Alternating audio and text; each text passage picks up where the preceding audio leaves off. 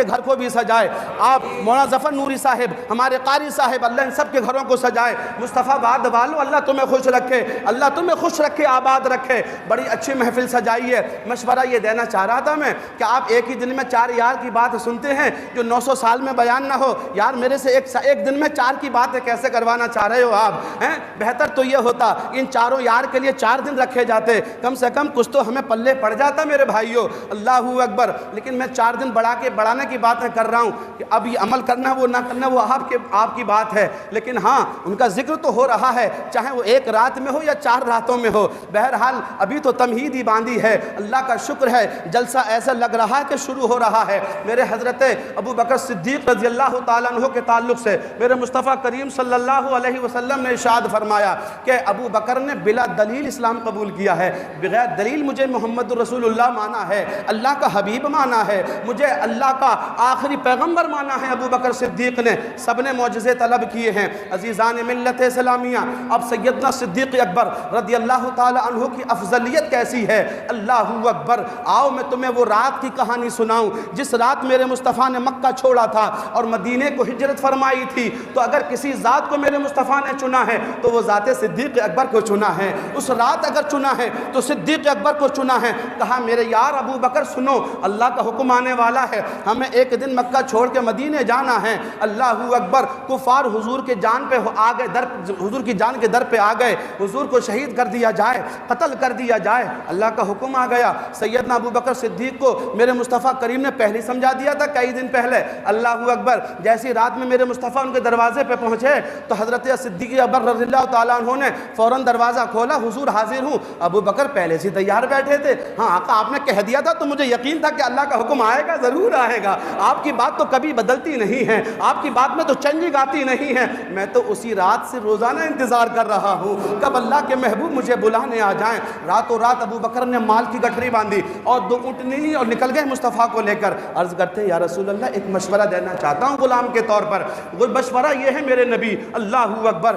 یہ کفار مکہ ہمیں مدینے کے راستے پہ ڈھونڈیں گے, یہ سمجھ رہے ہیں کہ یہ جائیں گے تو مدینے ہی جائیں گے. حضور ہمیں اپنا راستہ بدل لینا چاہیے تاکہ یہ مدینے کے راستے پہ ڈھونڈتے رہیں اور ڈھونڈ کر کے جب یہ تھک جائیں گے پھر ہم سیدھے مدینے چلے جائیں گے. اللہ اکبر. یہ مشورہ ابو بکر صدیق نے دیا, اس لیے آپ نے راستہ بدل دیا اور اس سور کے پہاڑ پر چلے گئے جس کی 5000 فٹ سے بھی زیادہ اونچائی ہے, جو ہمارے حجاج کرام دیکھ کر کے آئے ہیں. اللہ اکبر. رات کے وقت میں میرے اختصار کے ساتھ بیان کر رہا ہوں میرے بھائیوں. سیدنا صدیق اکبر مصطفیٰ کریم صلی اللہ تعالی علیہ وسلم کو اپنے کاندھوں پہ سوار کرتے ہیں اور سور کے پہاڑ پر رات کو چڑھ جاتے ہیں. وہ اس غار آتی ہے سامنے. ابو بکر کہتے ہیں یا رسول اللہ آپ ٹھہر جاؤ, میں اندر جا کر کے دیکھ لوں حالات کیسے ہیں, کوئی موذی جانور تو نہیں بیٹھا ہے. یار اللہ اکبر. کیسی محبت ہے, کیسا عشق ہے ابو بکر صدیق رضی اللہ تعالیٰ عنہ کا. غار میں گئے, صفائی کی, سوراخ سارے ہی بند کر دیے. یہ مشہور واقعہ جو بار بار سنتے ہیں آپ. اور پھر آقا کی بارگاہ میں عرض کیا حضور تشریف لائیں,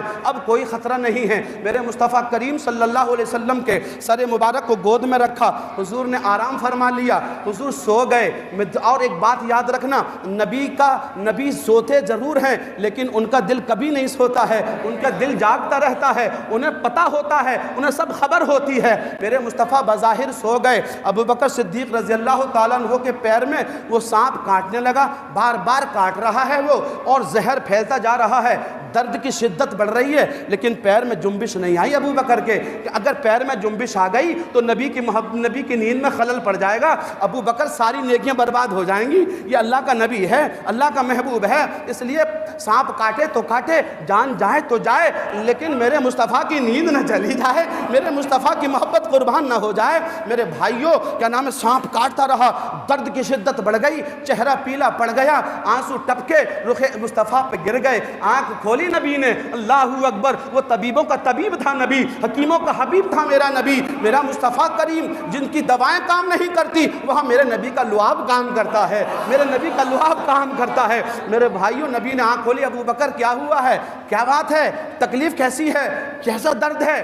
عرض کرتے ہیں آقا کوئی کاٹ رہا ہے, آقا کوئی کاٹ رہا ہے. میرا نبی تو غیب دا نبی تھا نا, نبی کو تو سب پتہ تھی, اللہ نے علم غیب عطا کیا تھا. تبھی تو بریلی کا تاجدار بولا, امام احمد رضا بولا, وہ عقیدہ دے دیا ہمیں جو عقیدہ میرے ابو بکر کا تھا, جو عقیدہ سیدنا فاروق اعظم کا تھا, وہی عقیدہ امام احمد رضا نے ہم کو دیا ہے کہ تو زندہ ہے واللہ، تو زندہ ہے واللہ، میری چشم عالم سے چھپ جانے والے، میری چشم عالم سے چھپ جانے والے۔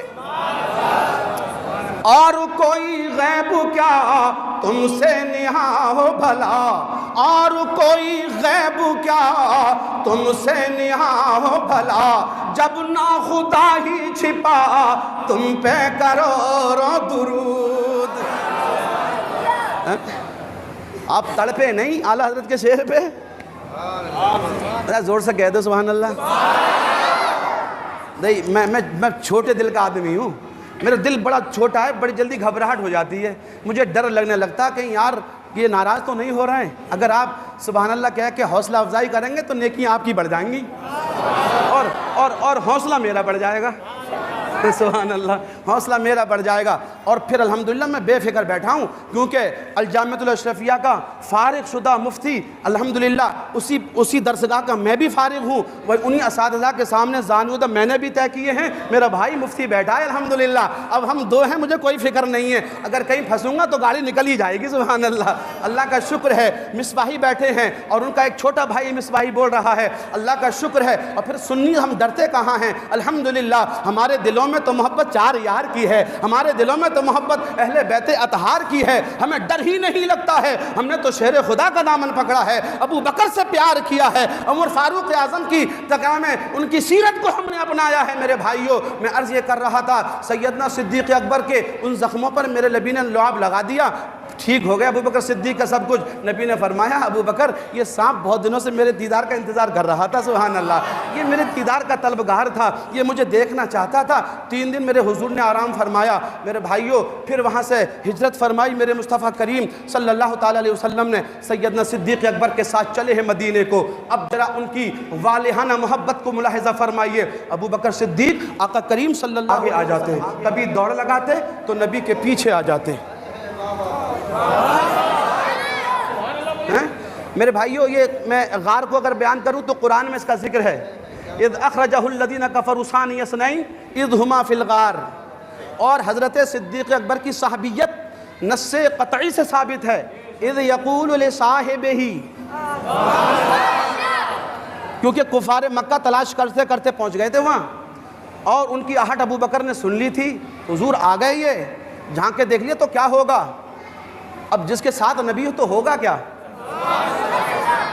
عرض کرتے حضور کیا ہوگا، میرے آقا نے فرمایا لا ان اللہ لا تحزن معنا، ابو بکر مت گھبرا، مت غم کر، ہمارے ساتھ اللہ ہے، ہمارے ساتھ یار، یہ عقیدہ جمالو، آپ عقیدہ جمالو مصطفیٰ باد کے سنی مسلمانوں، ہمارے ساتھ، ہمارے دشمن کے ساتھ حکومت ہے، ہمارے دشمن کے ساتھ عدالتیں ہیں، ہمارا دشمن بڑا قوی ہے، فوجیں ان کی ہیں، سپاہی ان کے ہیں، عدالتیں ان کی ہیں، تھانے ان کے ہیں، بادشاہ ان کا ہے، لیکن الحمدللہ اللہ ہمارا ہے، اللہ ہمارے ساتھ ہے۔ جس دن یہ عقیدہ جما لو گے، اللہ کی عزت کی قسم، یہ طاقتیں تمہارا کچھ نہیں بگاڑیں گی، کیونکہ جس کے ساتھ اللہ ہوتا ہے اس کا کوئی بگاڑا نہیں کرتا۔ سمجھ آ رہی ہے؟ میں بات لمبی نہیں کرنا چاہ رہا تھا، بہرحال میں نے قرآن کی آیت پڑھ دی، چلے مدینے کو، ابو بکر کبھی آگے ہو جاتے، کبھی پیچھے، کبھی دائیں کبھی بائیں، آقا تو جانتے تھے سب، لیکن بتانا تو ہم غلاموں کو تھا نا، غلاموں کو مصطفیٰ نے بتایا تھا کہ ابو بکر کو اگر میں پہلا مرتبہ دوں گا تو اعتراض مت کریو، اس لیے میں ابو بکر سے سوال کر رہا ہوں، ابو بکر یہ آگے پیچھے دائیں بائیں کیوں ہو رہے ہو؟ اب دیکھو والہانہ محبت اور نبی پہ جان وارنے کی محبت، اور غار میں بھی جان واری تھی۔ صحیح اعلیٰ حضرت فرماتے ہیں صدیق بلکہ غار میں جان ان پہ دے چکے، صدیق بلکہ غار میں جان ان پہ دے چکے، حفظ جان تو جان فروز غرر کی ہے۔ بھائیو، جان کی حفاظت فرض ہے، جان بچانا فرض ہے، لیکن میرے نبی کی محبت اس جان کے فرض سے بھی اعلیٰ ہے اور نماز سے بھی اعلیٰ ہے۔ اعلیٰ حضرت نے فرمایا، فتویٰ اعلیٰ حضرت پہ لگائیو، اعلیٰ حضرت فرماتے ہیں مولا علی نے واری تیری نیند پر نماز، مولا علی نے واری تیری نیند پر نماز، اور وہ بھی عصر جو سب سے اعلیٰ خطر کی ہے، جو سب سے اعلیٰ خطر کی ہے، اور یہ جملہ فرائض فرو ہیں، جملہ فرائض فرو ہیں، اصل الاصول بندگی تاجور کی ہے، اصل الاصول بندگی اس تاجور کی ہے. جان والا فرض بھی دے دیا, نماز والا فرض بھی دے دیا. حضور آپ جان مراد ہیں, آپ جان کائنات ہیں, آپ ہماری جان ہیں میرے مصطفیٰ. اللہ اکبر. نبی نے فرمایا ابو بکر آگے پیچھے کیسے ہو رہے ہو؟ ابو بکر کہتے ہیں یا رسول اللہ دل گھبراتا ہے کبھی کبھی. بلکہ جب حضور نے فرمایا تھا نا ان اللہ لا تحزن معنا, ابو بکر مت گھبراؤ اللہ ہمارے ساتھ ہے, تو ابو بکر صدیق کہتے ہیں مجھے موت کا فرشتہ تو آ گیا میرے پاس, لیکن کبھی مجھے کسی سے ڈر نہیں لگا.